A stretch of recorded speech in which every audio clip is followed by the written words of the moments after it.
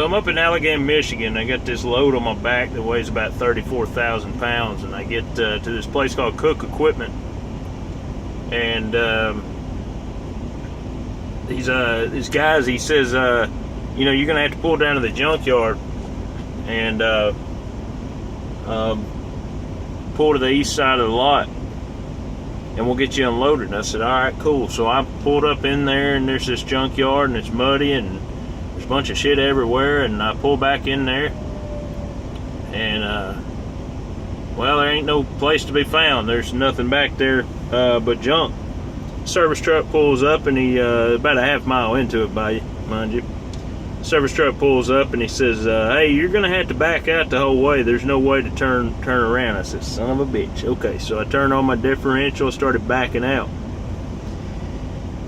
headed back oh yeah, the whole way, you know. Didn't run into anything, didn't back over anything, didn't even hit anything with my tires or sidewall or anything.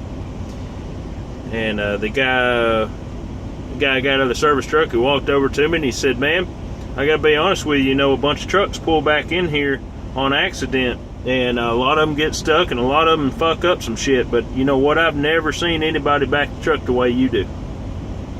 I said, well, you know, that's what you get when you get my company.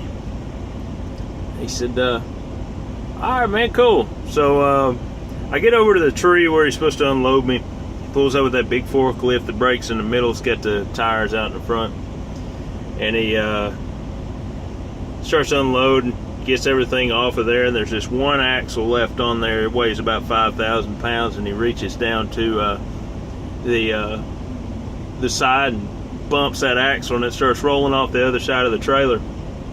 He just kind of nonchalant hooks his fork underneath it. Just one fork. Gets it underneath that axle, catches it before it falls off the other side of the trailer. And backs up, lifts that thing up off the trailer, backs up over all this rocky stuff. That axle's banging back and forth, and it doesn't fall. He rolls over this stuff and he sets it down on the ground. And I bowed my head and I started doing the we're not worthy thing.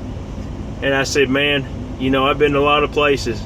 I've seen a lot of forklift drivers, but I've never seen somebody drive a forklift like you.